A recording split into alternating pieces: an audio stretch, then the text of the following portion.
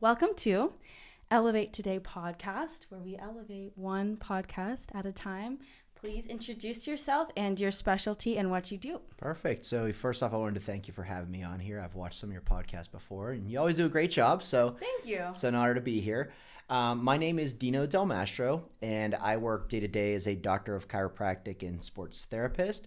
So I work with a lot of athletes, and a lot of probably the bread and butter of who I see are weekend warriors who just have an injury or something that's bothering them that they want to recover from so they can get back to doing their best at different sports and different activities that they love doing. Mm-hmm. Yeah, that's so cool. You are one of the most legit in your industry, and how you've niched yourself to be specialty with fighters. Yeah. Like now you do all pretty much pro fighters or just very serious athletes, right? Yeah, for sure. So I always tell people, my passion project is definitely working with the pro athletes. I mean, they're fun. They perform well. You get to see them go out and do the things that they're best at. But honestly, the bread and butter of our office just started as what I call like weekend warriors. So I would put both of us into that category. So people who live a normal life, have a normal job, but then they have some physical ambition that's just requires a little bit more in terms of injuries, recovery, things like that. And that's kind of what I started my practice with. Mm-hmm. And now it has evolved quite a bit to where I'm seeing lots of different professional athletes and in particular mixed martial artists. Mm-hmm. Yeah, and that's how I found you. So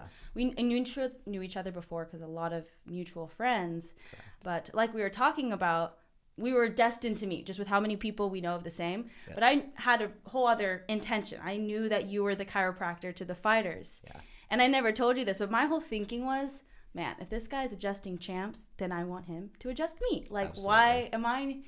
Why can't I do that? Anything is possible. Totally. And it's so cool because I got adjusted by you, and now you're on this podcast. Yeah. And those little things excite me and encourage me to play bigger, Yeah. Like, why not interview Absolutely. A chiropractor of all these professional fighters and really like understand what Exactly. what is very natural to you. Yeah, and it was nice having you in by the office because it gave you a little bit of a taste of what I do. Nowadays there's a lot of different types of practitioners, even within the chiropractic profession itself. So, there's all kinds of different doctors. There's pediatric, there's geriatric, there's orthopedic doctors. For myself and my group at Los Gatos Sports Chiro, we do a lot of sports and a lot of rehab. So a lot of people on a normal visit will come in, an old school, like more traditional type of chiropractor, which there's lots of them that do a great job and, people like them a lot. But for us, we have lots of tools in our toolbox. So as a chiropractor, we have the option of doing like sports therapy, like sports massage, they call it manual therapy, exercise rehab, and depending on what type of chiropractor that you want to be and what type of career you want to pursue, you can choose to use one or some of those tools. Or at our office, we really try to use all of those tools. And that's why you saw even one of the devices that we used on you, actually, that we scanned you with Hannah, was a really cool, it makes my job even easier, digital device. It was called the Kinotech, where we had you stand up and we did squat and bend forward and move your arms.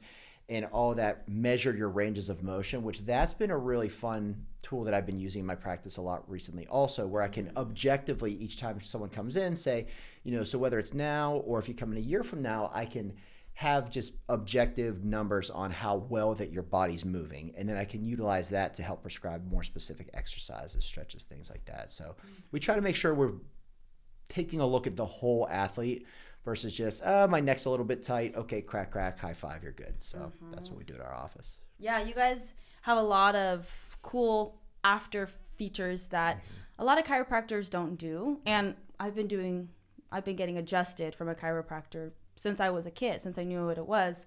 And they have just pretty much not the bare minimum, but they kind of keep it very simple. Absolutely. And you don't need a lot. Like, you can adjust once you know how. Right. But I like how you guys did the scraping. What is that? Instrument-assisted soft tissue mobilization. So it's a big word, but it actually comes from Eastern medicine. And a lot of these things, they come from tradition and things. I even had some students that were in my cohort who were of Asian descent, and they said, hey, we did this, like my grandma, if I would fall and bump my elbow, would use like a coin or a spoon and kind of scrape around that area. And back then, maybe these were things that people knew were helpful, but they didn't really know exactly why. And now they have a lot of research, and they've done a lot of work to see exactly what that's doing. And so now we incorporate it. And of course, whenever there's evidence, there's people who want to make money off of it. Yeah. So now there's different companies. The most common one that our patients have heard of before, it's called Graston. That's like a well-known, but that's simply the name of someone who bought a bunch of these metal bars, and they said, okay, well, these are Graston tools, so these are my tools. So it's kind of funny with the way techniques and the way medicine works, even legally, with what you can and cannot say. So if I'm using metal bars, but they're not specifically Graston tools, I have to just call it instrument-assisted soft tissue mobilization, which is obviously a mouthful. But yeah, that's the technique of the scraping. And the science of that, you're getting blood flow there to spread and heal the injury. Correct. Inflammation. So when I took it, and it is really cool how there's so little that we still know about the human body, right? And in medicine and sports therapy, there's very little black and white. There's a lot of gray in between. And even when I was in school, which was 13 years ago, we always said that we were using that technique to break up scar tissue, right? Makes sense. You're injured, you scrape, a lot of times you feel like lumpy bumpy, it feels like almost sand in there. And we're trying to break down that scar tissue so that you can move better. Well, what the research came out with was some outrageous number. It's like well over 1,000 pounds that it would actually take to crush scar tissue. So we're clearly not crushing scar tissue with it. So now what we have learned is that we're simply mobilizing. So on the surface of our skin, we have our skin. Underneath of that, we have some fat, and we have fascia. And fascia is like saran wrap, like a big connective tissue suit that goes over top of our muscles. So what we found is that doing the scraping promotes blood flow, which is why we see a little bit of pink, a little bit of redness in there, but it also gets our skin, our fascia, and our muscle just kind of like moving together a little bit more nicely. So that's, again, one of the techniques that we used on you in our office that we like to work with our athletes and our patients on. Yeah. And it's wild to me, a lot of these, especially like Chinese medicine, they're so easy to do, or they're so like, you don't need to buy anything really. Totally. It's very effective to do these methods. You really just have to you have to take the time to study what you're doing and know why you do it. Just like being a chiropractor, like you adjust a bunch of people, you don't need to inject them with anything. Like sure, things get complicated. I don't know the science there, but it's like humans can heal each other without adding medication, without like changing these drastic things like we see in the pharmaceutical health industry. Right. So I have a bunch of questions. The one I have right now. Yeah, for sure. Is how do you place yourself with like as a doctor? But I noticed doctors and like pharmaceutical health, they don't really say, oh, you have a messed up spine. I think you need to go to a chiropractor. They'll say, oh, you have a messed up spine. You're going to have to do surgery and get cortisol injected in your spine. Right. And I so believe in the holistic, which partners with chiropractor. Yeah. So how do you feel? Like, how do you place yourself? Yeah. So it was a lot more divided before. Things are really starting to change a lot now in the medical field. And I think there's really a time and place for both, right? So I've been practicing as a doctor of chiropractic, which also, one of the things we hear is, well, that's not a real doctor. I don't care. I'm a chiropractor. I help people, and I love what I do. So I don't really care so much about that. Now, the difference between what a medical doctor and the way that they would go about working on a patient and the way that I would go about working on a patient really nowadays should be working more and more together. And I think we're going to see that trend starting to happen. When I was in school, it was a lot of, well, you have to choose whether you're going to see a medical doctor who, like you said, they're usually going to do an injection, they're going to do surgery, they might do medication, or you're going to see a chiropractor who is going to try to go about a more natural method of doing that. Now, in my 13 years of working as a chiropractor, I have seen, and again, the research shows that most people want to see a chiropractor for back or neck pain. We call it SRDs, spine-related disorders. So the majority of our new patients, sure, we get some people who have their wrist hurts or their elbow hurts or their shoulder hurts sometimes, but most new patients who seek care from a doctor of chiropractic are coming in for a spine-related disorder. In my 13 years, and at our office, let's just say we're seeing somewhere between myself and my associate doctors around 100 patients a week. I have probably sent less than a dozen total in for surgery. The majority of the patients, clearly the vast majority, 12 or less, I have been able to work on and work through using stretches, exercises, lifestyle modifications. One of the things that I certainly, as a chiropractor, there are some that are experts at it, but I don't consider myself one, nutrition. So talking about a lot of just how someone lives and what things that they can do on their own, the vast majority of the time are going to clear up these spine-related disorders. And that's kind of a problem with the division where when I took a postgraduate course, which I'll tell you about in a minute here, but they talked about it. They called it the grocery store of shopping for patients now, where, let's say your neck hurts. Let's make a list of who are some options you could see. You could see an acupuncturist. You could see a chiropractor. You could see your primary care.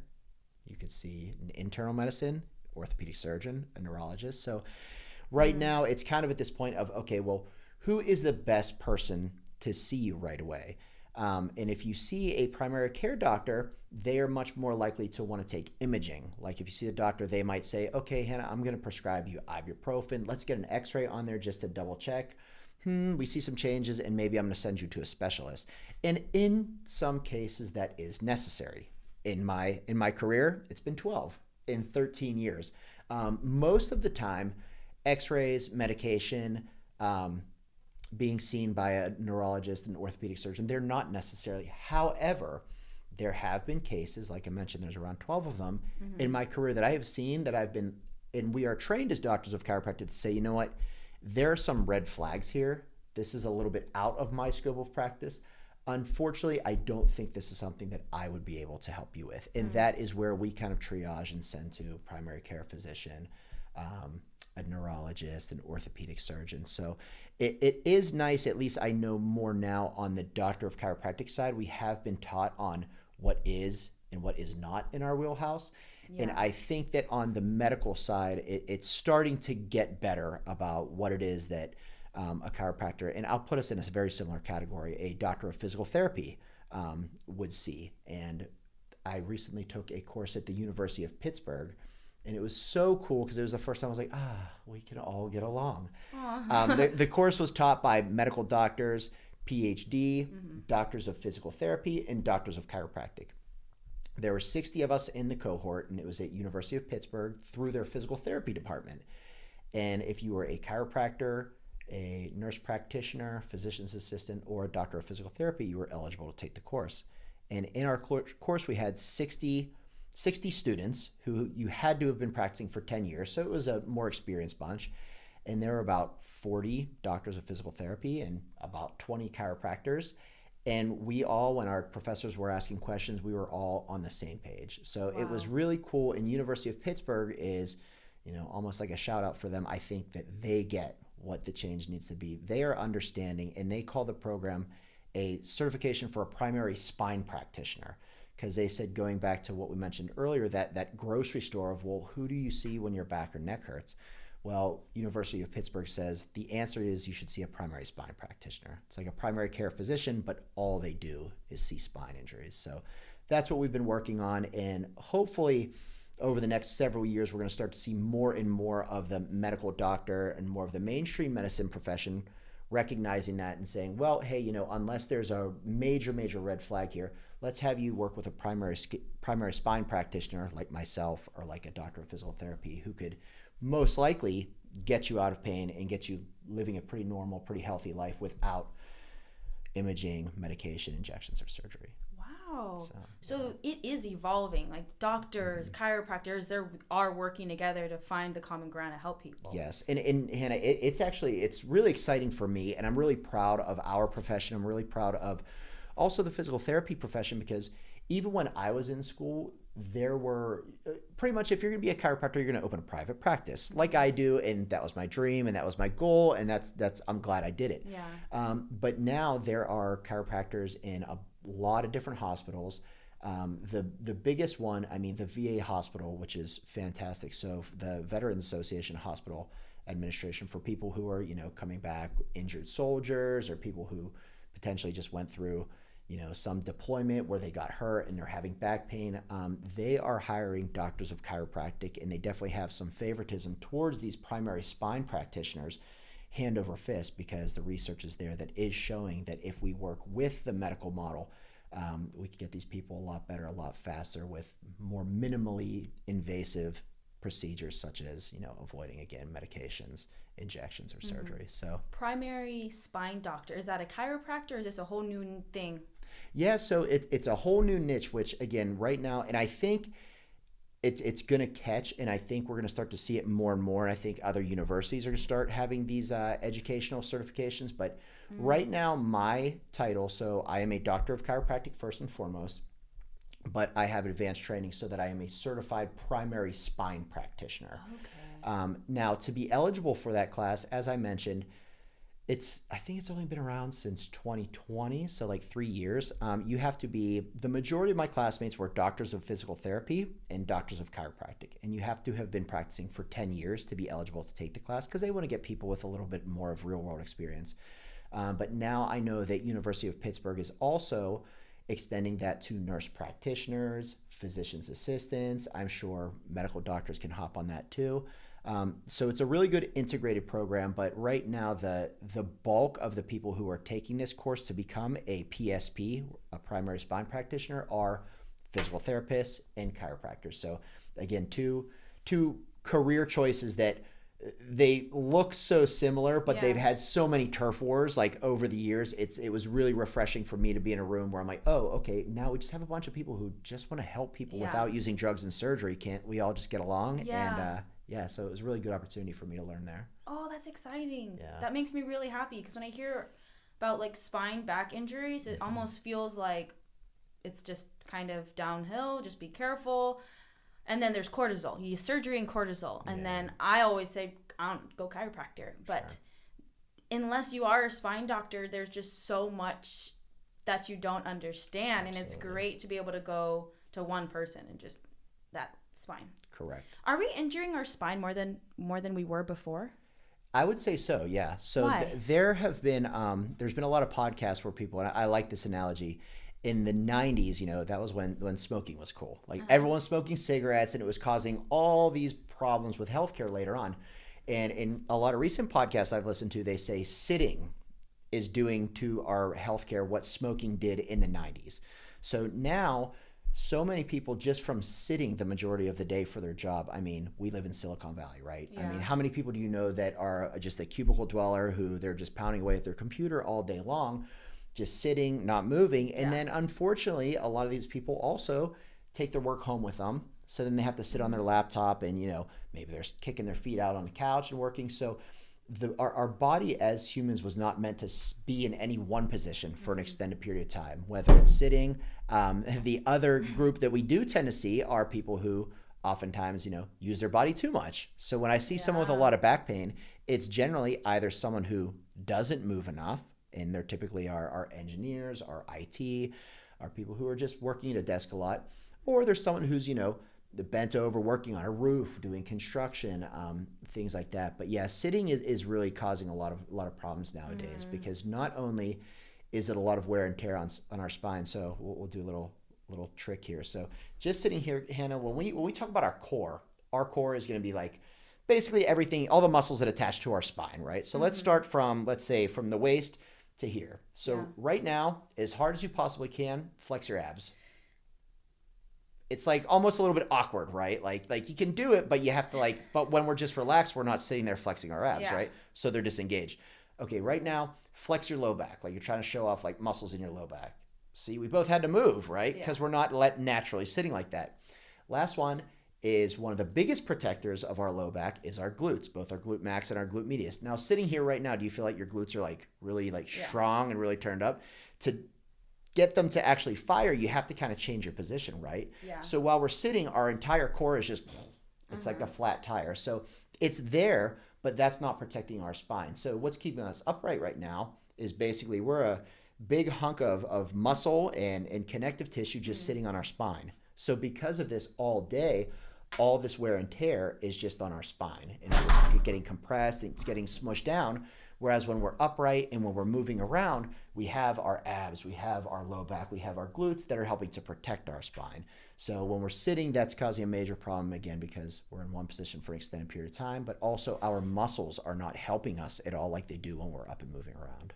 Okay. So. Simple solution. And, that's why a big heart of a lot of things I do is promoting local businesses, not small businesses, but people really working on doing their own thing, because that is kind of the solution to not sitting down all day. Absolutely. In a weird way. I'm like, I just don't really care to promote the sit down for 8 hours. Like, I don't. But people trying to do this harder, different route, they're getting a lifestyle that can actually promote health, where you're not sitting, you're not pretty much indoors all day. Yeah, absolutely. Yeah, and it's good to be up and moving. And the more that you can, at the end of the day, the more that you can change position. So if you have a job like, we're going to sit, we're going to talk for what, an hour, maybe a little bit more. We'll see, depending on the questions. But, after that, we're going to stand up and we're going to walk around. And I'm going to go back to my office and I'm going to be standing and working on patients. And then I'm going to be demonstrating exercise with my patients. And oftentimes, probably even when you were there, I'm on the floor crawling around and showing exercises and things like that. So at the end of the day, our body wants change. And for anybody who's listening, or for anybody who's watching, who maybe you're like, oh, I'm nuts. I can't change. I'm just stuck sitting here at my desk all day. Some quick tips that you can do. I mean, even I have a lot of my patients set an alarm on their phone that goes off like every hour. Just stand up, bend backwards, bend forward. Give yourself a little twist. Or if you have the opportunity, if you're working from home, even if it's a much more comfortable position, like sitting on your couch, sitting with your feet up, like, yeah, that's great. But again, after about an hour of that, take your laptop, pick it up, and go to the kitchen and just work on your laptop standing at your kitchen countertop for a little while. Again, our body doesn't want to stay in one position for an extended period of time. And a lot of things, like you had mentioned, when you talk to people who have these kind of chasing their own dream and chasing their own passion types of job, they do have the opportunity to, I'm not just sitting all day, I can stand, or, I have to make a run over here. Oh, let me walk down the street and get this. So if you are someone who has a job, and you're stuck at a computer, and great for you. That's hard. I couldn't sit at a computer all day. Just try to set an alarm for yourself, and every hour stand up and just move a little bit, or change positions if you have the opportunity to go from sitting to standing. I know nowadays they have a lot of those sit-stand desks. I think those are great. And if you just change what position you're in every hour, it can decrease a lot of these spine-related disorders that we talked about. Dang. And then what you were saying were, what if another thing we could do is tighten the core, like while we're sitting down? Would that contribute for that hour where we're still sitting? Yeah, absolutely. It's just, I always joke, because I do this with all my patients. I say, okay, let's do this here together, Hannah. Let's sit up. Let's get on your computer. Okay, we're going to keep good posture here, right? So, and when I say good posture, generally, I like these T-Rex arms. I want my elbows at 90 degrees. I want my hips at 90 degrees. And right now my knees are a little bit tucked in. I'll bring my knees out to 90 degrees. Ankles. So ankles, knees, hips, elbows are at 90 degrees, right? Okay, so we're typing. We're doing our work, right? Okay, you get a super stressful email. We do this right away. And now all of a sudden, from this position, I cannot flex my abs. I can't flex my low back. I can't even clench my glutes if I want to from this position. So as much as, it does help to be mindful, but I tell people, realistically, you're working, wait, what do they want me to do? And now my whole core is shut off. I'm in this human cashew position, and I can't fire any of those. So trying to maintain that 90-90-90 position is going to be helpful. But I think just being mindful of trying to change your position every 60 minutes is the most realistic, because I know, even my previous assistant, who she was awesome. She's an athletic trainer. Her name was Olivia, and her and I had this bond because we worked like basically in the same room, like one-on-one for such a long time. And I'm rarely on a computer, but there were several times that she was like, your posture is the worst, because I would literally be doing this on there. And again, it's just because I'm like, well, I just have to fire off this email real quick. And then, oh yeah, you're right. Boy, what am I doing here? So being mindful is good. But I think realistically, as soon as someone gets that stressful email, they're kind of like, it all just goes to crap from there. I like that then. So do what you got to do. Solution every hour, set a timer, and move your body. Change position. Neck turns, up and down. Yep, stand up, bend forward, touch your toes, bend backward, twist, side bend. Just saying that there would probably take you 30 seconds, and I do think that would save a lot of wear and tear on a lot of people's spines. Okay. And then the other majority, the other half, and this one's personal, but the people that overwork a lot, but aren't in a place to just do less work. Like my grandpa, he was construction. I mean, he's a hardworking Mexican man. Just he loves it. Yeah. So he's bent over. You can't really tell him to stop working. So he ended up getting, I believe he gets cortisol in his spine. Sure. So what's a solution for construction workers? So I would say with that, Hannah, my best advices can be that if you are stuck in one position for an extended period of time, you want to try to move in the opposite position of that. You know, it's kind of like when we're on the highway, and if we notice, oh man, after I go 50 miles per hour, my car starts to shift to the right a little bit. So after a while, we're going to start to wear out the tires on that side. Now, with our spine and with just our general musculature, if we have a job where we're stuck bending forward for an extended period of time, you want to make sure that you're doing some backward bending movements. Mm-hmm. So what my favorite go-to one is if someone tells me they're bent forward, and even, you know, with one of our common interests, a sport like jiu-jitsu, it's kind of similar to that, right? Like you start, you're okay, we're going to start from standing, we're in this crouched over neutral position, right? I get you in my guard, I pull in, I'm kind of also in this neutral position. Yeah. I'm in your guard, you pull me forward, I'm kind of in this bent forward position. So my favorite two exercises, my go-to little like must do if you have a job where you're bending forward a lot, or if you have a sport or an activity that you're bending forward a lot, is me cobras, just where you're letting your legs, your hips all just go totally limp, keep them on the floor, and just pushing your back up off the ground and arching and looking up. Because again, if I took a metal bar and I just slowly bend this forward all day, at some point it's gonna bend and break, right? So it's important to try to bend it back to keep that spine neutral. Cobra. So cobras are really good. I also like Supermans. So where it's the same thing except you're active. So my legs, my chest, my body are on the ground, and you squeeze your glutes and squeeze your low back and just lift your upper body and lift your lower body up off the ground at the same time.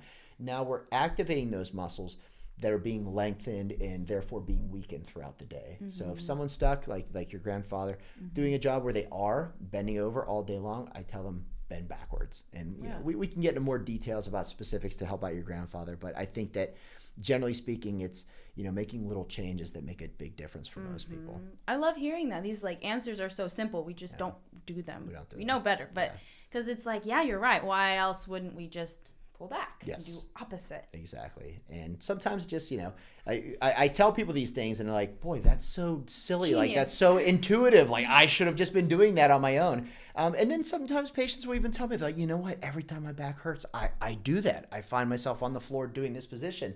So our bodies are our bodies know us best, and our bodies know what's good and what's bad for them.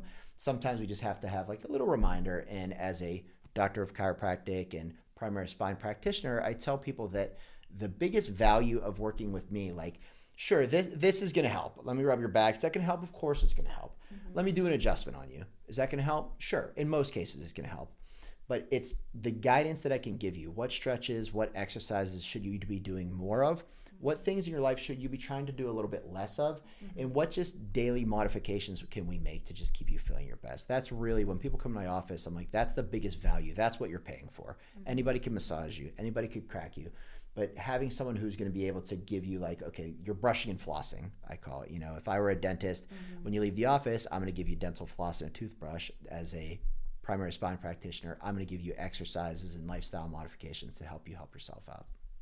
So that's really good. Thanks, yeah. So you shouldn't just go to a chiropractor if you're injured, right? Correct. That was my situation. Did I say I was hurting at the time, or was it because I had a tournament? I think you had a competition coming up, and I think you're just like, well, like you said earlier, hey, I know that you work with a lot of these big names. There's got to be something to what you're doing, so let me come by and check it out. So that's a great question, and that's actually one I've shied away from earlier in my career, because my biggest thing was even previously when I had worked in health and fitness as a personal trainer, and I'm sure you probably have some stories and can relate to this a little bit yourself, I never wanted to come off as a salesman, right? Like, nobody likes going to somewhere where they're like, oh, this person's just trying to get my money. That's all they care about. So early in my career, I was very shy to say, oh, I think, you know, oh, you're feeling better? Oh, that's great, Hannah. So you have my phone number. Call me when you need me. I am still A-okay with that. And that's probably 50% of my patients will high five. And, you know, I see them a couple times a year when they're hurt. What I have seen over the years, and now what more and more research is showing, is that if you come in for a tune-up, most of my recovery, most of my maintenance patients, they'll come in once every 4 to 6 weeks. So if you're just an average person who likes to work out, 4 to 6 weeks, you can come in, Hannah, and say like, yeah, how you doing? I feel great. Body's really good. I'm going to watch you move. I'm going to watch you bend side to side, bend forward, backwards, do a squat, do a push-up, do a plank hold, do a lunge. And based on what I'm observing, I can work on certain muscles that are maybe overactive and then try to show you exercises to get fired up some muscles that might be a little bit underactive that are going to help you out. And then from there, it's like anything else. Getting a massage is never going to be a bad thing. That's always going to help you out. So earlier on, I was a little bit more hesitant to recommend continued care because I'm like, oh, I don't want someone to say, well, I saw this chiropractor and now I have to see him for the rest of my life. Well, you don't. But if you can, and that you have the luxury of coming in to see me once a month or seeing someone like me, I'm absolutely going to help tune you up. And that's probably why also on social media, you tend to see the mixed martial artists. You see the same guys coming in every week. Yeah. Now why is that? Well, if you're bringing your car in for a tune-up once a month because, you drive to work and to the gym, then a tune-up once in a while is really all you need. But if you're a race car driver, you probably need someone to get under the hood more than once a month and make sure everything's firing at all cylinders. I have a guy who I need to get him on video saying, because he says it every time. He says, Dino, every time I come in, I feel like I can't train tomorrow. Like my body's so beat up and so tired that I'm just done. And he said, and then every time I leave, I'm like, oh, I got this. I can get in there and train again tomorrow. So that's another one of the added benefits. And it's not always necessarily just getting him pain-free and fixing an injury. A lot of it is just recovery and just tune-up visits so people can get out there and continue doing what they love doing. So yeah, you're really crucial to like a professional fighter, because these professional fighters train hard so much, and chiropractor is like that one thing where like if you're good there, then you can keep doing what you love. Exactly. But I think that's kind of what changes someone like a professional or someone that takes their practice very seriously and someone that just trains for fun. Oh, big time. Like you got to get ready to be back to square one to train hard. Yeah. And that's why anyone that is in fighting or training, the kind of way we move our body, we gotta make sure we're good. Absolutely. Like we get a lot of attention on our spine, and I'm sure you see that like being an athlete yourself, it's like it's kind of good because we're moving a lot, we're stretching a lot, but it's like those little things that if you had a doctor, a chiropractor look at you and be like, all right, try this. It's like now you're a better fighter too. Yeah. You feel better, you're a better fighter, and you're ready to go, like sharper than everyone else. Yeah. Yeah, and again, both you and I, we train. So like we leave, and after practice, either our body's tired, we're gonna have little bumps and bruises. Maybe I jam my finger one day. There's almost always like one little thing that you're dealing with if you're training any type of martial arts. So I myself, the most common healthcare provider that I see are my coworkers. Fortunately, I'm lucky. I have good ones. They're right in my office with me, so I can just knock on their door and say, hey, you got 20 minutes? Give me a quick tune-up here.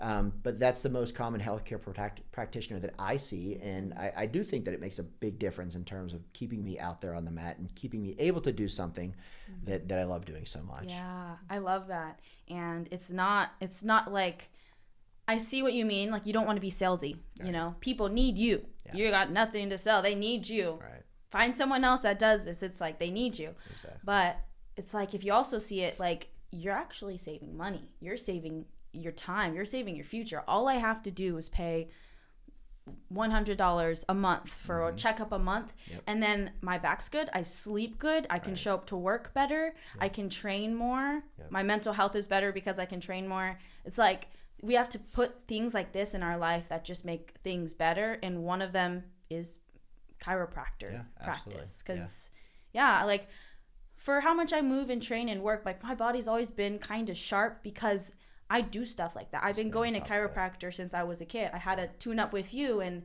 it really helps with that indicator that shows where my body's at. It's like, okay, we're doing good things. Yes. Just keep alignment. Keep doing it. Yep. Yeah. And it's really neat now because it's across the board. Even mixed martial arts, which is still, as a sport in the United States, kind of in its infancy. I mean, I think we're at 30 years right now that UFC's been around, and now they have the UFCPI, the UFC Performance Training Institute, which is awesome. It's like the Olympic Training Center for mixed martial artists. So there they have the cold plunges, they have the heat, they have the sauna, they have an on-site nutritionist. Guess what they also have? a doctor of physical therapy and a doctor of chiropractic, as well as strength and conditioning coaches. So it's really nice to see that finally now MMA as a newer sport and UFC is starting to take these things more serious and realizing like, hey, you know, UFC, they're paying these athletes, you know, some of them, they're paying very well. So they want to invest into their athletes to make sure that they can perform their best and not get injured. And that's why they have strength and conditioning. They have, like I said, all the other amenities, including chiropractic and physical therapy right there at the UFC Performance Training Institute, which I think is Where really is that? Cool thing. In Las Vegas. Yeah. Wow. It's where if you watch any of I think it's the UFC fight nights where they have like it's a smaller cage and it's like a very small, it almost looks like a set of bleachers, like not a big crowd there. That's actually in the UFC Apex, which is part of that UFC Performance Training Institute. So now in there, when a lot of these fighters, you know, if they want to come to Vegas, they can utilize all the facilities. They do tours and whatnot there. It would be really cool to check out. But they can utilize all those facilities and utilize, of course, all the things. And they should. The dietitian, the physical therapy, the chiropractic, all of those things they have available at the UFCPI. So I love really that. Cool stuff. Yeah. I'm sure that gets you so hyped. Absolutely.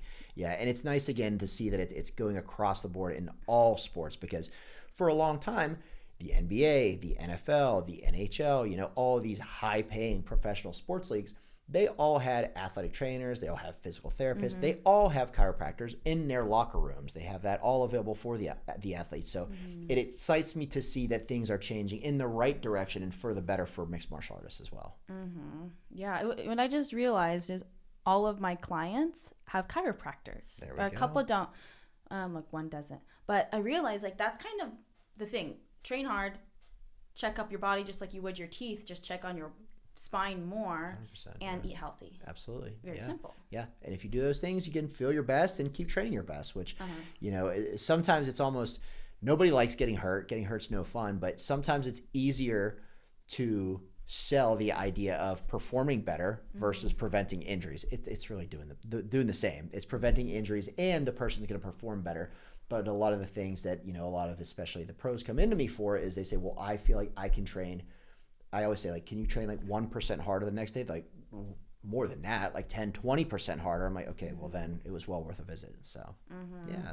So you actually have a lot of personal experience, and I'm sure that's your why as to why you chose like niching with fighters and stuff like that, because you're a fighter and you've come from this background since you were young. So can you share about, I mean, really just your fighter story, why you fell in love with it, and then turn it into how you brought it to chiropractor? Yeah, there had to have been that shift. Yeah. So it kind of, the story ends with one of those, like sometimes life hands you a lemon and you just have to try to make lemonade out of it.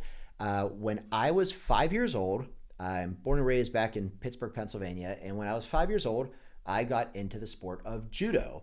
And it was funny because as a little kid, I walked in, I was like, this isn't what I wanted to do. I watched Ninja Turtles and I watched Karate Kid and I want to hi-ya and punch and kick. But I was only 5. And the place that I went to, my dad took me to my coach. His name was Mr. Kyu-ha Kim. He was a Korean man, and he became such a huge role model and mentor in my life. You know, rest in peace. He played such a big role in just who I am today. And at age 5, my dad said, well, I think, so he taught Taekwondo, which is also like a Korean martial art, and Judo. And my dad said, well, I think he kind of wants to do like the kicking and punching. So like Taekwondo. And he said, no. He said, we only do Taekwondo when they're 7 or 8 years old or above. He said, but for 5, Judo is going to be better for him. So my dad said, okay, put the gi and put your belt on there. You look like you're doing karate, right? Get out on that and doing it. And I really didn't like it as a kid. It was really scary to me. And, you know, going out and getting thrown around and getting your butt kicked sometimes isn't always fun. But by the time I was 7, 8, when I was old enough to start Taekwondo, I was already pretty good at judo. So I was like, you know, this is fun now. It's a lot more fun going out and throwing other people around and learning than it is getting thrown. So at that time, I decided to stick with judo. And I also became involved in wrestling, because in judo, a lot of tournaments we would go to, it was funny because there would be someone who would come in who was clearly like very, very new at the sport of judo. And they would shoot a double leg and pick the judo guys up and throw them down. And we're like, well, what the heck's that guy doing? That wasn't judo. And everyone said, well, that's wrestling. If you do judo and wrestling, you're going to be really tough to beat. And I was very fortunate. The state of Pennsylvania is arguably the strongest state for children and high school wrestlers to compete in. And I lived in southwestern Pennsylvania, which is a huge hotbed for wrestling. So I was lucky because although judo is not a big sport in the United States, and especially not in Pennsylvania, wrestling's huge out there.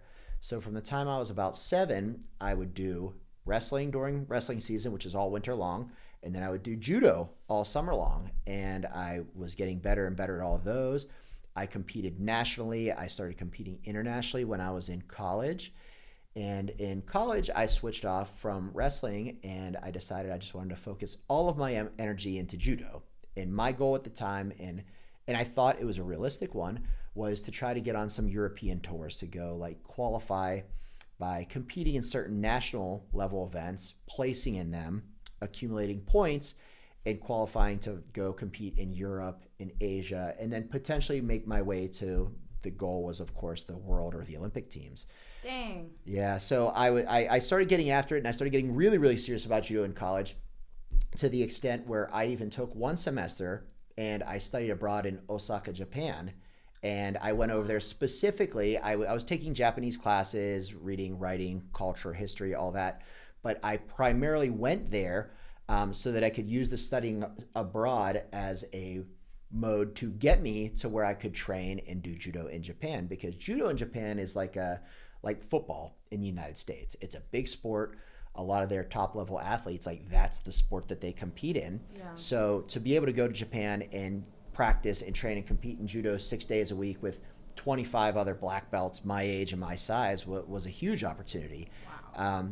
And one of the most like growing, maturing times in my life. I was only 19 years old, and I remember my plane landed in Japan, and the whole time I was like, I'm just here for judo. I don't care about anything else. I'm just here for judo. Mm-hmm. And I remember sitting on the bus driving to the university and like looking at all the signs. At the time I had taken like one semester of Japanese, and I was like, what am I doing? I can't read any of those signs. I was like, what have I gotten myself into? This is going to be a nightmare. And I spent, I think in total 7 months over there in Osaka. Wow. Training. It was such a great opportunity as a 19-year-old. I made good friends. My judo teammates, like half of them ended up flying back over to Pittsburgh, Pennsylvania at some point to visit me and spend time living with my family. I got to compete in like the collegiate national team qualifiers for judo, which was just a surreal experience looking back on it. It's just university versus university, like a dual meet like we would do in wrestling in the United States. And there's no weight classes. So it's just give us your 7 best players. That's it. So our 7 best line up against their 7 best, and we compete, and whoever wins the majority of the matches moves on to the next round. Wow. So yeah, I dove in head first, really trying to make it with judo. And then it was, man, Hannah, I think it was 8 weeks after I came back from Japan, I tore my ACL for the first time. So I was super bummed. I was like, oh, I came back. I'm in good shape. I feel like the best I have in my life. I had just turned 20 at the time. Tore my ACL. Okay, no big deal. You know, my coach was like, hey, this happens. Every great athlete gets injured, right? Mm-hmm. Rehabbed the ACL. Started getting a lot of back pain, because when you tear your ACL, they put you in this big like immobilizing brace, and it covers basically from your upper thigh all the way down to your calf. So just when I would walk step, I was obviously, you know, walking with a limp for a while after the surgery. So my back started hurting a lot. So I was going to my physical therapist, who I really liked a lot, and they were helping me with the knee a lot. And it just got to the point where, again, I had just had this ACL surgery. I had all these screws in my knees, and I had to tell my physical therapist, I said, hey, you know, what we're doing on my knee is great, but my back is killing me. My back hurts more than my knee is now. And I'm like, this is my quarter life crisis. What am I going to do? You're 20? Yeah, I'm 20. I just spent all this time going to Japan to train. My knee hurts. Now my back hurts too. And it just seemed like such a disaster. And the physical therapist gave me some good exercises and things that I could do to help with my back, which were helpful. But I really felt like I wanted someone to, you know, get in there and focus on my back a little bit more. And my mother, who was a nurse, she recommended that I see a chiropractor. And being young and, again, ignorant, and this is why some people just don't know, I kind of like scoffed at her. I was like, a chiropractor? I'm like, what are they going to do? They're going to crack my neck and my back's just going to be better? And my mom said, no, well, you like your physical therapist a lot. And, you know, I, at the time, even said, oh, maybe I could see myself being a physical therapist. Yeah. She said the chiropractor that the nurses, because she was a nurse, the nurses at my hospital use, he's a lot like a physical therapist. He's going to show you exercises and stretches. You can do some deep tissue massage work, and he might adjust you. Well, I went to the chiropractor, and he did all of that, and I found it to be tremendously beneficial. And I kind of got excited, and I was like, wow, well, this is what's so different from you and a physical therapist? And that was when that chiropractor back in Pittsburgh said, well, we should sit down and talk, because he said, if you're thinking about being a physical therapist, I think you would be a great chiropractor. Your chiropractor told you this. Yeah. So now, you know, through my own poor experience and my own injuries, I turned into something really good. And it's something that I recommend people, whether it's personal training or chiropractic or physical therapy, or, I mean, you could probably expand this to any career path. Whatever it is that you think you might want to do, make sure you go spend some quality time with someone who's doing that, so you can see the good and the bad. And again, for me, in my own bad experience, I was there as a patient because I was injured. And at the time I was like, this is the last place in the world I want to be. I don't want to be at this physical therapist, and my knee's busted, and now I'm a darn chiropractor and my back's busted. And it seemed like it was all just, you know, a nightmare, like the worst case scenario. Yeah. But it gave me ample time to shadow both and see what it's like from a patient's perspective. And yeah, that catapulted me to deciding to go to chiropractic school and moving to California and San Jose, and here we are today. That's wild. Yeah. That's like a really good story. Yeah. Well, I mean, I'm sure when you were 20, you hated life. Oh, totally. Like I said, I referred to it as my quarter life crisis. I was like, this is worst case scenario. But, you know, had I not torn my ACL, I don't know what I'd be doing today. I have no idea what I'd be doing today. And, you know, it's funny because I've talked to a lot of fighters whom you actually have adjusted. And just as they are at the end of their career and are probably done, they kind of have like a craving for like the other paths that are not craving, but curiosity about other paths they could have taken.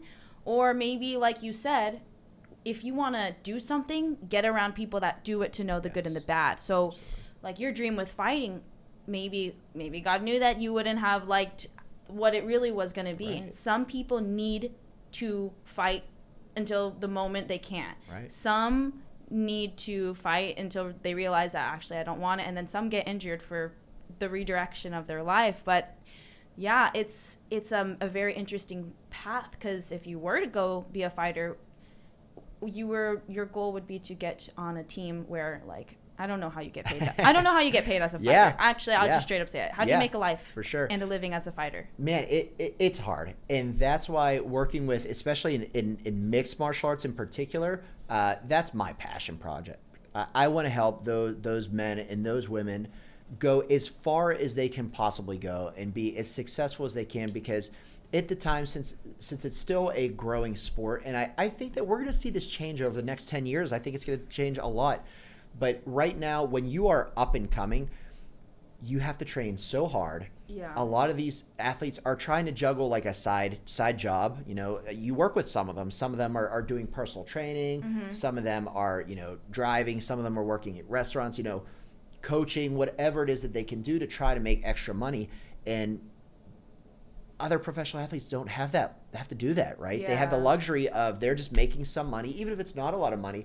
They're making some money. They can depend on, okay, I'm going to make this amount of money right away, and they can run with it. So right now, in order to be like a professional fighter, so my career path didn't necessarily, I hadn't ruled out MMA, but that wasn't my goal. For me, my goal was to go to the Olympics for judo. That's what I really wanted to do, is represent the United States of America in the sport of judo. And even that, it's a very similar path. There's no money in judo. You know, you don't see the guy drive around, hey, that guy has a nice Porsche. He must do judo, right? Nobody says that. But, you know, you see someone driving a really nice car around, you're like, oh, maybe that's like, you know, that might be an NBA player or an NFL player, because there's lots of money in those sports. I'm happy to see that now mixed martial arts is starting to grow financially, and there's more opportunity for those athletes. But unfortunately for them, you got to pay to play, and you know you have to pinch your pennies, and you have to work really, really hard to try to transition from whatever your expertise is. And now I know some people just get into MMA right away, which sure, you can do that. I think you have to be a very gifted athlete to say, I just want to get into MMA and then find success with it. Most of the highest caliber people that we have seen in MMA over the years are people that grew up with like a lifelong background in something, whether it's wrestling's a big one, judo, sambo, kickboxing, Muay Thai, karate, whatever it might be. Generally, the top people in UFC have had some strong background in those, and they kind of went as far as they could in that sport before they transitioned into MMA. And again, most of those sports don't pay a lot of money. Now, if you want to be a professional fighter, there's different ways you can go about it. There are amateur leagues. I think the main one here in California is called CAMO. It's like the California Amateur Mixed Martial Arts Organization or Association, something like that. So you have to build up your record a little bit in that.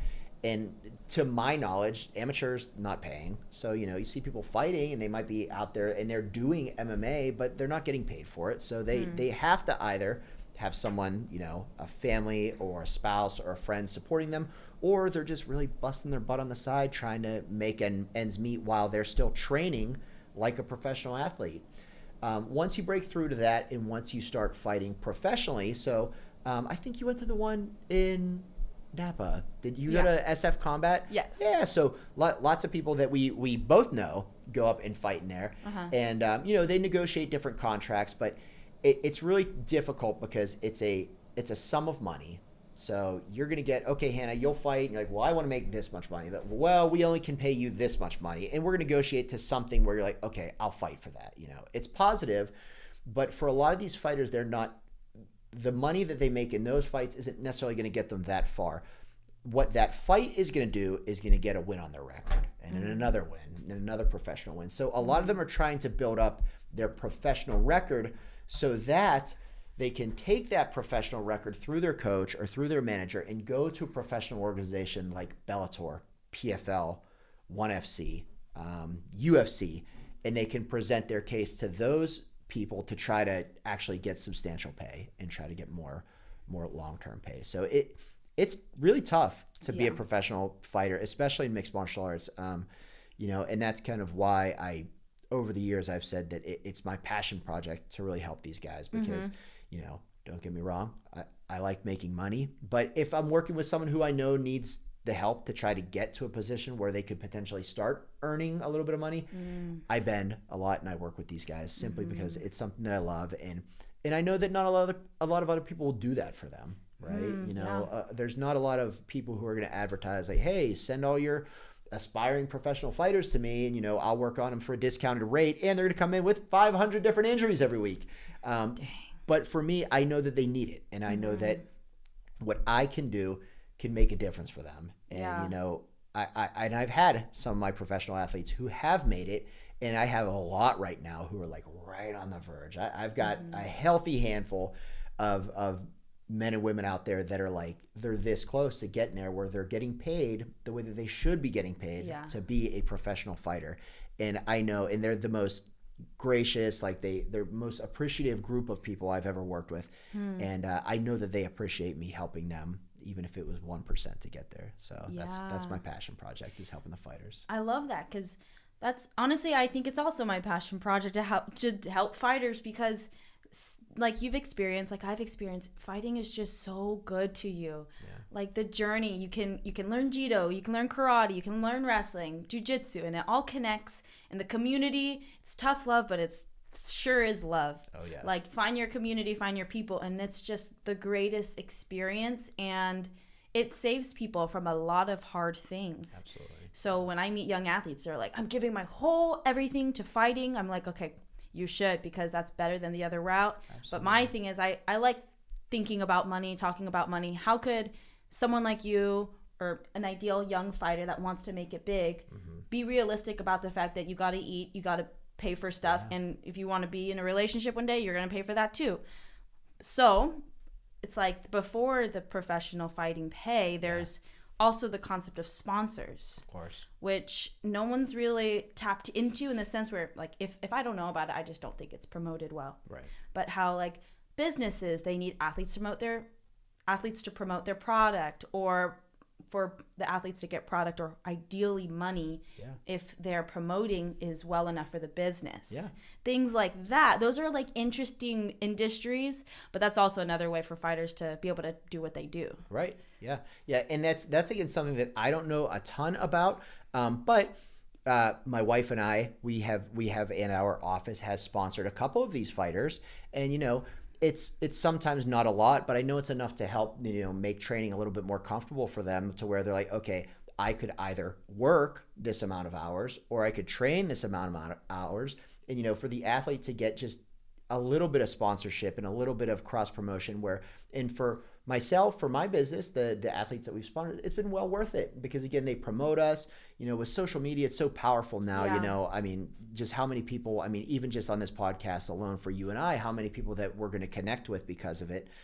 So those fighters, a lot of times, by me sponsoring them, are more than happy to co-promote me, and that gets my name out there, and that gets what I do out there. And then also, again, one of our most recent sponsors was a female fighter who, she was fighting her first ever pro MMA fight. And, her and her husband are good friends of my wife and I. I know who you're talking about. Yeah, and we wanted to sponsor her just to, even a little bit, because we liked her. And, and we believe that, her investing more time into fighting to try to be the best person she could be, because I think she is going to kick some butt. And I think she's going to go really far with it. So yeah, I think, if it's something that a lot of the fighters don't know about, and like you said, you talk to people and they're like, I want to give it my all, I want to go to MMA. They have to understand that it's, the lights and the glory and, the knockouts are awesome. That's all fun. But like you said, okay, well, when you get home, who paid your rent? Who's paying for your food? Who's making you dinner? Are you making your own dinner? Have you talked to a, food prep company that might be interested in sponsoring you? So I think those opportunities are out there. And I think, sometimes the squeaky wheel gets the oil, right? Like, you have to go out and you have to like ask for help. And, it's like anything else. You just have to find the right people sometimes too, because people are willing to help. And I'm sure there are sponsorships out there. They're like, okay, cool. Like, I have this landscaping company and Hannah wants to be a professional fighter. Well, yeah, like, how could we make this work? And, you could say, well, you could sit down with me and do something like this, and I'm going to talk about what you do a little bit. So there is opportunity for cross promotion, where I think fighters, should be thinking about while they're trying to get to that point in their career where they are getting compensated fairly for the level of athleticism and the performances that they're putting on. Yeah, I love how you're tapped into that, because it's very interesting. Yeah, it's super cool. It's one of the coolest hobbies and passions, to even just be aware of like the things that fighters go through. Right. And I'm sure you love it, because it's part you. Yeah. It's who you are. Yeah, absolutely. A part that we didn't talk about, that I don't even know where it fits in. How'd you do everything with NASM? When did you do that? Great question.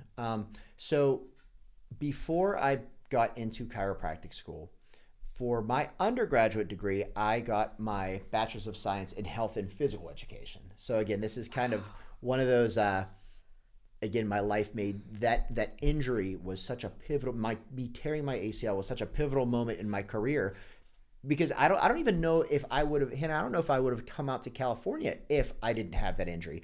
I very likely might still be in Pittsburgh, Pennsylvania, for all I know. So I was majoring in health and physical education at the time. And my game plan was, okay, I was judo. I'm going to finish college. I'm going to work as a teacher, which would give me enough free time. So I would have summers available that I could train and I could travel and I could compete. So for me, I was like, oh, this could be great. I'll be a health and PE teacher. So I'm still teaching something and doing something I'm very passionate about. I was thinking I could coach wrestling in the winter seasons back in Pennsylvania to make a little bit of money, but also to help those young athletes and help them chase their dreams. And then I would have evening times in the off season to try to train. And in summer times where I would have the opportunity to, if needed, travel to Europe, South America, Asia to compete in these big pointed competitions. And I ended up, so I studied all that. So I was very interested in, again, just health, fitness in general. And when I tore the ACL, that pivoted and sent me down the chiropractic school route. When I finished chiropractic school, again, kind of going back to almost that changing your life as a professional athlete, as a professional business person as well, you have to ask, like, who's going to pay the bills? Like, oh man, I want to start my own business. I want to be an Yeah. entrepreneur. That's awesome. And it is awesome. And I encourage that. But who's going to pay your bills? Because when you start your business, you're not going to have any money. That's the way it goes. Yeah. In fact, you're probably going to be negative money Yeah. depending on what your business is. And that's okay because that's part of it. But you have to think about those things. So I got re-involved with NASM when I had finished chiropractic school because I wanted to go the entrepreneur route. I wanted to do the self-employed route. I wanted to chase my passion project. But of course, nobody knew who I was at the time. Nobody. No one was calling me to talk on podcasts. There weren't professional athletes. There weren't guys from the 49ers calling me to come work on them. Like, nobody knew who I was. You have to build your name, right? So I said, okay, what's something that maybe I could do to supplement my income in the meantime? And like, what's something that I also consider myself like highly skilled at? So at the time I had my NASM personal training certification, and I saw online that they were looking to hire workshop instructors. I was like, oh, let me read more into that. And one of their specific certifications is the CES, the Corrective Exercise Specialist. And me being a doctor of chiropractic at the time and already being an NASM certified personal trainer, I was like, oh, well, that would be cool. I could probably feel pretty comfortable standing in front of a group of personal trainers or aspiring personal trainers to talk about biomechanics through this Corrective Exercise Specialist program. So I applied, and it was a really awesome opportunity. They flew me down. They're based out of, they've moved a couple times, but let's say Chandler, Arizona is where they're generally at. So they flew myself, and I think there were like 20 of us from across the country of all different disciplines. There were a couple physical therapists, a couple chiropractors, a couple people who were on like reality TV show personal trainers, and they flew us all in. They said, okay, we're going to teach you guys everything that you need to know about the NASM CPT, the Certified Personal Training Model. And then we'll kind of start to cluster you towards like, oh, this person, they tend to work more with performance athletes. So we're going to funnel them to be a teacher for the PES, the Performance Enhancement Specialist. And then I was funneled more into the CES, the Corrective Exercise Specialist program. And that was really cool because not only did I get to build my knowledge base and feel more comfortable using the NASM model, but also they did a lot of, especially at the training time, and then it was kind of trial by fire. I got to work on a lot of public speaking, which was something that I wasn't always very comfortable with. But teaching with them and then having the opportunity to, for the next 10 years, I don't currently work with them anymore. My practice has just taken off and I just don't have time for it. But I really like them. I like all the people that I worked with. I had mentors through NASM, so I think very highly of them as an organization. But for 10 years, I had the opportunity, and it would be, once a year, we would just get a tentative schedule of, anywhere from 8 to 15, usually different gyms that we would go to. And they'd say, hey, there's going to be 20 people at this gym. There's going to be 60 people at this gym. There's going to be 10 people at this gym all over the country, and speak and just teach this corrective exercise strategies class to help them not only prepare to take the exam, but also prepare to be a successful personal trainer using that CES model. So for me, it was kind of my side hustle, but it was really cool because again, I took advantage of, this is my side hustle, but I'm going to be able to learn a lot. I'm going to be able to, they gave me some great opportunities. They presented and said, hey, there's these conferences. There's one in Chicago. Is there anyone interested in presenting, and tell us what topics you want to present on? There was one that I was like, I was like, I have to jump on it. I was like, why would I not take this opportunity? They said, hey, there's this sports science symposium in Beijing, China. Does anybody want to go? And I was like, yes, I want to go. I'm like, when else am I going to go to Beijing? Right. Wow. I mean, it's not on my bucket list of places I want to go on vacation, but I'm like, how cool would it be to go and teach a workshop at a conference in Beijing? So I sent out my proposal, and sure enough, they flew me out and I got to speak. It was so cool, and it was strangely one of the least nervous public speaking events I've ever presented at. Wow. So I was getting ready to speak, and it was in this big auditorium. And was everyone Chinese, or was it? Everyone was Chinese. Okay. The only people who were not Chinese were a handful of the speakers.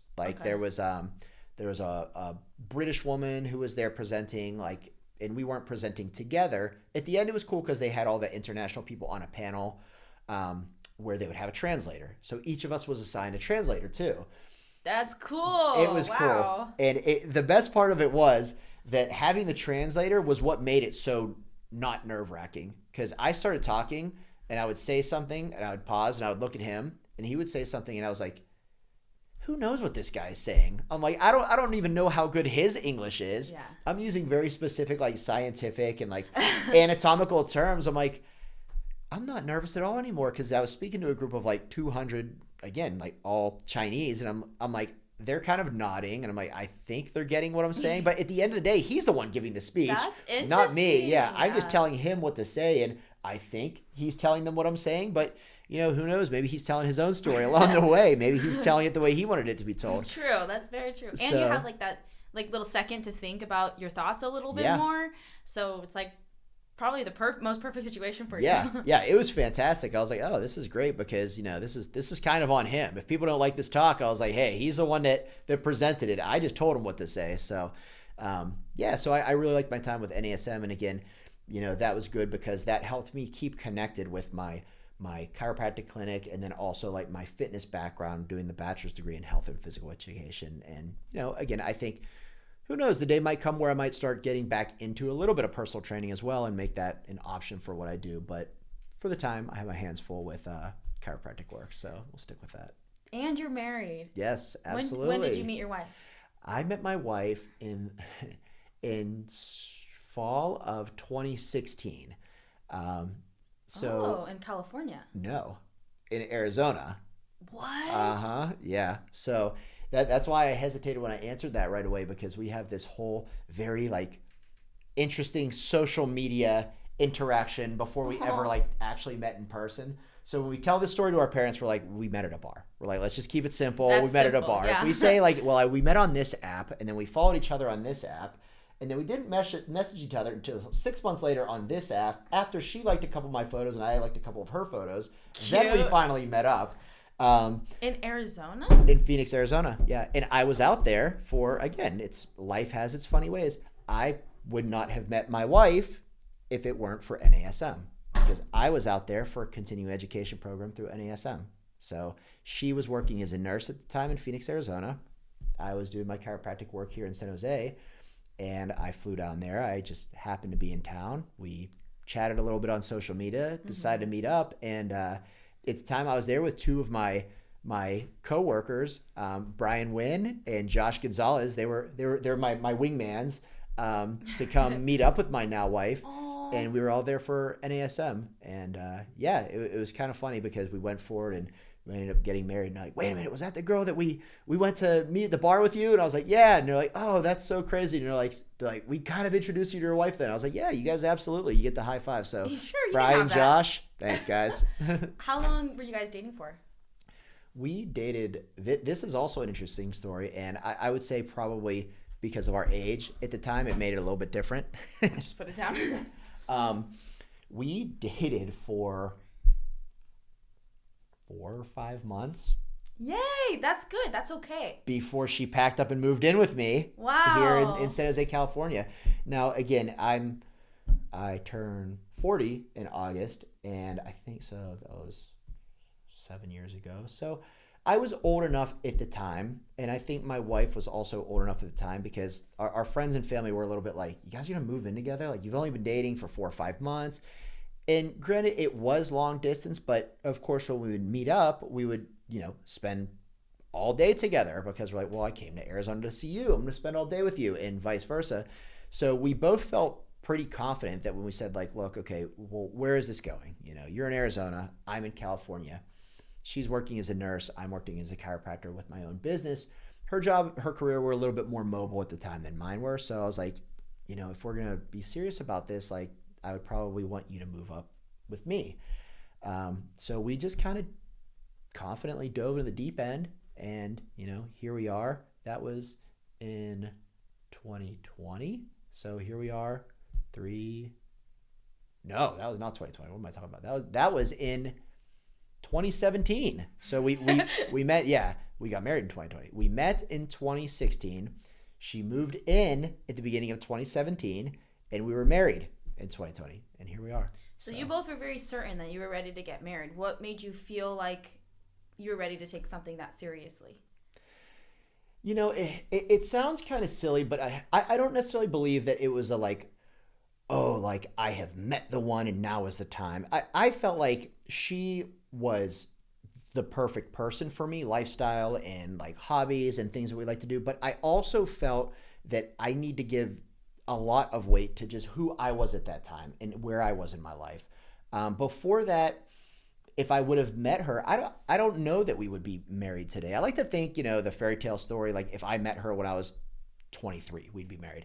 I don't know if that would have happened though, because at the time I wasn't necessarily interested in getting married. I wasn't interested in finding a partner. I wasn't interested in, starting a family.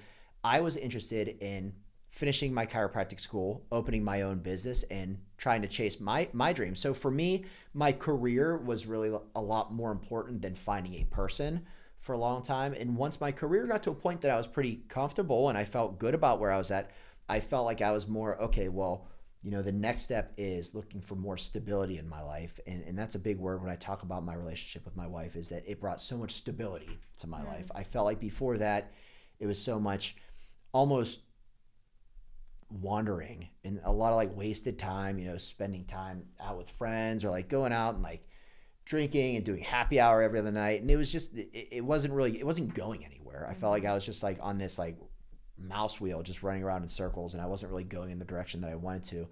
And when I met my wife, even before she moved in, I felt like my life was like, okay, now I'm walking forward. Now I'm moving in the right direction because I have checked this off of my list and I have found this right person in my life that not only do I appreciate, but she makes me so much better of a person. And, I like to think that I help her be a better person as well.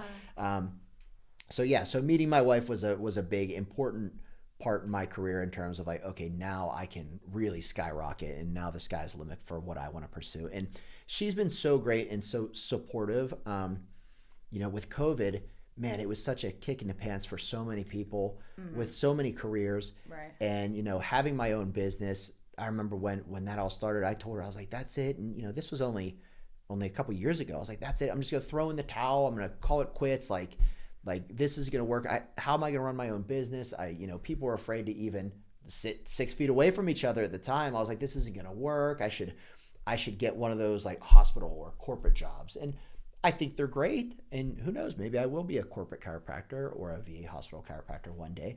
But at the time I was like, I'm so close to my dream. I'm working with all these professional athletes. Like I'm finally at the place where, when I go to the UFC gym, like the coaches, a lot of them know who I am. Yeah. A lot of the members know who I am independently of seeing me at the gym.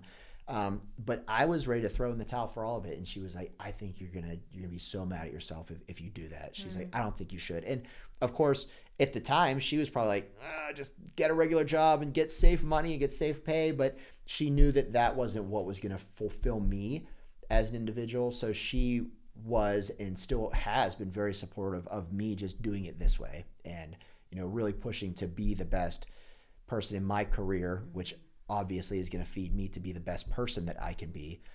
So it's I think finding a good person who really makes you better, and someone who's really going to help you smooth out your life and just kind of make things a little bit more like, okay, we're on the same page, we're both going to grow, and just support you and push you to be the best that you can be. And I think, if I ever got to the point where I was like, hey, I think I'm over this. I think I'm going to throw in the towel. And I think that if she thought that I genuinely felt that way, she would also be supportive of that. But I think at the time she knew that I wanted to throw in the towel because it was the easier thing to do. It would have been easy for me to quit my career as this private practice and just try to get a job where, okay, every month here's my paycheck and I'm good. It's safe. It's stable, right? And I think she saw that I was chasing that safety and that stability, but I didn't want to chase it. I still wanted to chase my passion and chase my private practice and my passion project of working with these athletes and weekend warriors. And she was super supportive of that, which I'm eternally and will forever be grateful for, because, if I had, been with the wrong partner, they very likely could have been like, it'd be better for me if they just made regular money and I knew how much money they were going to make, and they would push you down the wrong path, which I know for sure I would have regretted doing, especially knowing where I'm at today. So yeah, that's what makes me really happy about like your path and the way things went for you, because like even just being successful, it's pretty cool to, like, if you weren't married, it'd be cool that you made it to this place in your life where you're just the most phenomenal chiropractor in the Bay Area, where like if you're an athlete, you know about you. Right. But the fact you have a wife, it's like, dang, you got it all. Like, you know, you face struggles, but I do believe that a lot of things come back to the prize of family. And, like, at the end of the day, if you have those people that are behind the scenes when the company isn't doing well, when your business isn't marketed everywhere, it's like, who's there for you then? Those are the moments that matter. And the fact that you have that, it's like, yes, like, keep going for families. Yeah. Even just the most successful people, once you get that dream, the dream's really still going to be family. Absolutely. Yeah. And at the end of the day, that's going to be the most important thing, because without that, like you said, you know, your good days aren't going to feel as good, you know, when you have a good day. And, you know, even when I come home and I tell my wife, and sometimes she's like, okay, like you talk about these athletes all the time. Like, man, I worked on such and such, and they have a fight, and they're the main event in UFC on such and such date, and guess what they said? They said this, and she's like, oh, okay, yeah, like that's really cool. Like, okay, let's eat dinner now. But it's so nice to have someone there to high five with, and to be like, you know, we're here and we're doing this together. And of course, every time I'm like, well, thank you for pushing me, because I may have, if I had the wrong partner, I may have quit on myself a long time ago. Right. You know, so for the best times and for the worst times, picking the right partner, and again, someone who's just good energy, who you know is going to be an unbiased person that's going to help you just be the best person that you can be, is so important in your life. And it's such a huge advantage to have somebody like I have. So yeah, I really like that. And even acknowledging that before it's wandering, it's like weekends drinking, weekends just go somewhere, wait for your next vacation to be crazy in a different country. Yep. You know, it's cool, it's fun. Like everyone should do a couple of those just to realize that alcohol in your system, it's fun. Yeah. And that's it. And it's short-lived. And guess what? Monday comes around, you're back at work, and it's gone. Yeah. And so is your money, and you probably have a headache, and there's all the problems that go along with it. But again, I think it's important to have fun, and I think everybody has a different amount of fun that they should have in their life. You know, like I carried mine on a little bit later in life, and I think a big part of that was me building my career. So I wasn't, you know, my career was primary, and, you know, finding the right person was very secondary to me. So I carried that on into my 30s, and then I got to a point where I was like, I am over it. I'm done. Like, I like what I do for work. I want to spend more time focusing on my work and less time out partying and drinking and just, you know, staying up all night and wasting my time. So then, fortunately, at that time, I was ready, and I met my wife, because, again, who knows, if I had met her 10 years earlier, we might have, you know, hung out once or twice and then been like, you know, I don't have time for you. I'm too busy doing this, and vice versa. She might have been too busy doing that, and it might not have worked. So I think, you know, in the right time, if you're a good person and you're doing good things and you're trying your best to do things the right way and the moral way, that your life's going to turn out for you, and, you know, good things are going to happen at the right times. And, you know, when you look back at it in hindsight, you're like, oh, well, that happened because of this. I tore my ACL, and that made me a chiropractor. And then I started working with NASM because I had my bachelor's degree in health and physical education. And then I met my wife in 2016 because that was when, you know, my career was starting to kind of turn around, and things were good and things were getting stable. So, you know, you have these different milestones in life that they don't always make sense on the path, but in hindsight, you're like, oh, I understand why that happened at that time. Wow. You know, that's insane that your business started doing well right before COVID, and you have to touch people. Yeah. Yep. Man, I can't imagine how you did that. And I'm sure I could. You're like, okay, how do I put this? I have to touch you. Yeah. Social distancing can't be a thing. Yeah. That's the basis of the business. How on earth did you go through that? That's wild. And, you know, I think, again, you know, looking back, I'm pretty lucky that I have a big patient base of people who, I mean, how much do you touch someone in jiu-jitsu, right? You're literally like all over. So I had a patient base of a lot of people who, everyone was a little bit scared during COVID, right? We just didn't know what the heck was going on.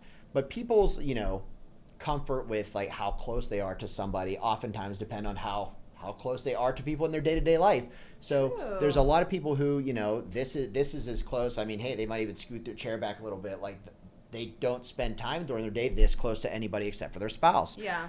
But, you know, for me, working with a community of martial artists who are at bare minimum, you know, striking and arm's length away from each other, and grapplers, I mean, come on, we're just like all over each other. So I was fortunate that I had a lot of people that, you know, I had a mask on, I had gloves on, like it was all kind of seeming ridiculous because I'm going to do this and then I'm going to like work on your back and work on your neck. But that was the rules, and that was the rules that I had to abide by to keep my business open. So I was fortunate that during that time, I did have a solid hunk of people who are in general more comfortable with being close with people than a lot of other people are, because a lot of other people, you know, especially, the people who work from home, they were the most afraid because they don't see anybody outside their house on a regular day. Yeah. You know, you and I, we're going to go to the gym, we're going to go to jiu-jitsu, you're doing your podcast, we're talking here.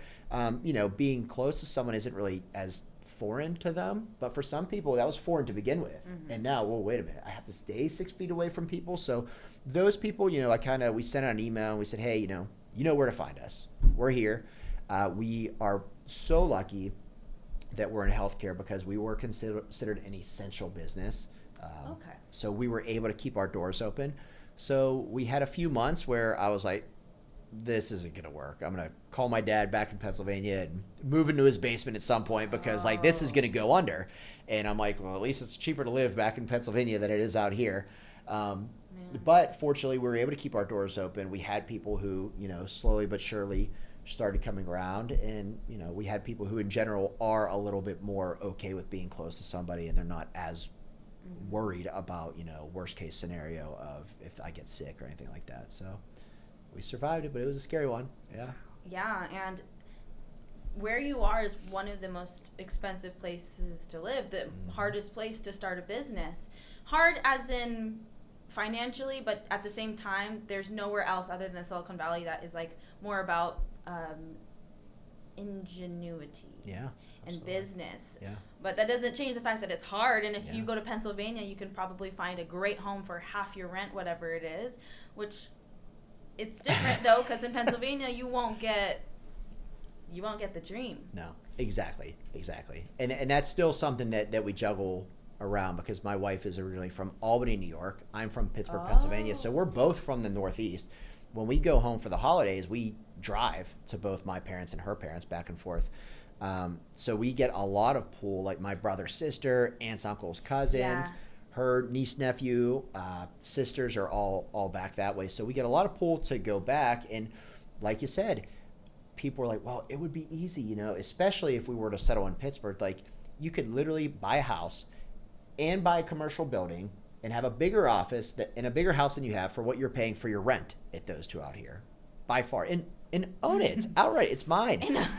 And they're like, you have a big, huge family out here that could help promote your business. And they're right. And it would be easier, but you know, the right road isn't always the easy road. Sometimes the harder road is the right road. And I feel like the further I push on this hard road, because there's always times you're like, oh, I should just quit and go do the easy thing. But the further that I push down that harder road, the better it seems to get, and the bigger opportunities, and the more exciting the career seems to get. So it's, you know, definitely one of those, if you're close, or if you're chasing something that you're really passionate about, don't quit on it, because you will regret it. You will look back and be like, man, I was closer than I thought I was, and why did I stop doing that? Now I'm punching the time clock 9 to 5 doing something that I don't do just for money.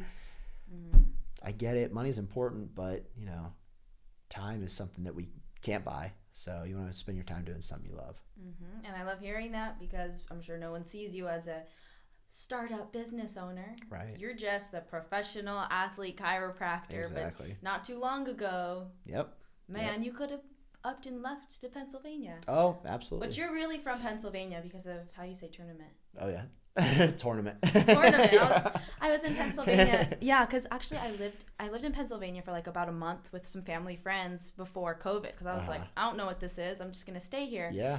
And someone said tournament. I was like, you say that wrong. Yep. Like, no, you say it Pennsylvania. Yep. That's how it goes. There's a lot of, especially from Pittsburgh, there's a lot of little words that I've tried to avoid saying, because you sound like you're definitely not from here when you say it that way. But like a lot of like the OWs and the OUs in Pittsburgh in particular are pronounced AH. So if you say downtown South Side, like for me, like I have to really like say it downtown South Side. In Pittsburgh, we would say downtown South Side. So like a lot of AH. That's So yeah, so it's been it's been a fun journey. A lot has changed. Mm-hmm. Well, I'm really happy that you chose Silicon Valley. Like, you're doing so well, and I do believe that there's just something good happening in the area right now. Yeah. I mean, having the gym with bringing in a bunch of different athletes, and the fact that it just seems like a very hopeful time and a hopeful environment to pursue whatever you want to pursue, if you're willing to have the risk. But there's just this Bay Area environment really gets you kind of ambitious, and you just have options. Yeah. Can't have like maybe the super slow, chill farm life, but you got options to succeed for sure. Absolutely. And there's plenty of examples of it. You know, you want to be around people who are like, well, they made it, and they made it. And, you know, the sky's the limit with what you want to do out here. And there's so many examples of people in the Bay Area who have done that. It's just a matter of, okay, you got to find something. I mean, so many books and so many podcasts that I listen to are like, if you have something that you really love and you genuinely in your heart, like, believe that you're good at it, like, the money's going to come eventually. It's going to come. You just have to keep pushing in that harder direction. So the opportunity's out here, and, you know, we can grow as big and do as much as we want to. So, Well, we definitely hit our time a little bit past. I would love you to look at the camera and explain to them how they can keep their body healthy with the basis of what you know, because I know you know there's a couple simple things that can apply to the majority from fighter to sitter. Sure. So. Absolutely. Okay. Well, a couple of just quick things that I would like to throw out there, like Hannah had asked about, things that we can do to just stay healthy and to make our bodies feel fit, is you want to move, and you want to move as much as you can. And, you know, I know that some people might be listening to this and say, wow, they talked a lot about like professional athletes and weekend warriors, and I'm none of those. I never played sports, and I don't have a gym membership. Well, if you live in this area, you know, the weather's nice. Go out and go for a walk. There is a mountain of literature and research out there right now that shows that if you do something low intensity for 15 minutes a day, that you are going to get the majority of the health benefits as someone who does high intensity exercise every day. So, you know, if Hannah's doing jiu-jitsu and Joey's over there doing CrossFit, and you're like, well, what about me? Like, I don't like to do anything, but I like to go on walks with my dog. If you like to do that, going on walks is getting up and moving. Move your body. Doesn't have to be super difficult. Doesn't have to be super challenging. Also, if you are in the position where you know someone, or you have the luxury and you have the resources to hire someone, people, one of my pet peeves is the number one prescription that any doctor should be pulling out of their drawer in their medical office should be one to work with a personal trainer, a fitness coach. If you're a social person, take group types of classes. There are so many things out there, and there are so many personal trainers that are eager to teach you what to do. I just had a guy in my chiropractic the other day who he's coming off of an injury. I'm doing my job. I'm helping him feel better. And I was so glad that he brought it up to me. He said, you know, I'd like to get in shape, but, you know, I feel really funny. I go to a gym and I don't know what to do with the machines. And I said, you know what? I know a really great personal trainer, and I know someone who I think, even personality wise, like, I think you guys would be buddies. So I'm going to set you up with my friend who's a personal trainer. He's gone to him 3 times now, and he said, oh, it's great. You know, we have this, we talk about bands and we talk about music a lot. And it's nice because I work one-on-one with him in this situation, and there's no one looking at me and there's no one judging me. And, you know, he's a professional and I'm the novice just learning. So, you know, get up and move. And if you want to really take yourself to the next level and you have the finances to do it, I think it's well worth your money to invest in your own health, to take care of yourself. So those are my little keys there. And Hannah, thanks for having me around, and I appreciate you here, and look forward to watching you and your career and all of this grow. You know, you've already done a very impressive job with everything that you've put together, and I know that you're taking it very seriously, and I know that you're very passionate about it, and I'm excited to see, you know, who you talk to and who you inspire over the years. Thank you. And honestly, I'm so inspired by you, because like when I hear you tell your story, I'm like, that's what I'm trying to do. Like, just allow my life to be able to make an income with helping people, or just do something where it's passion, and I get to stay in that state, and to hear you do it and be where you're at and share those struggles that you shared. It's like, okay, I can do it. I just got to keep going, because certain things suck sometimes, but you just keep going. So you give me so much hope, and I'm so thankful that the way that you promote your chiropractic art, it's like, yeah, these athletes are getting helped. Everybody knows who you are at my gym. This kind of health is being promoted so well, and all it does is just makes everyone better, and that is elevating. Like we're both on that mission. People are getting better, and I'm just thankful for you that display that example. Like Absolutely. People are watching, and you're inspiring people. Yeah. And I'm telling you, a couple years down the road, you're going to have people that are going to say that you inspired them to go into business and chase their dreams. So just keep pushing. Yes. Thank you guys so much for listening. This is Elevate Today podcast. I hope you have a lovely day, and thank you for listening. Goodbye. That was awesome.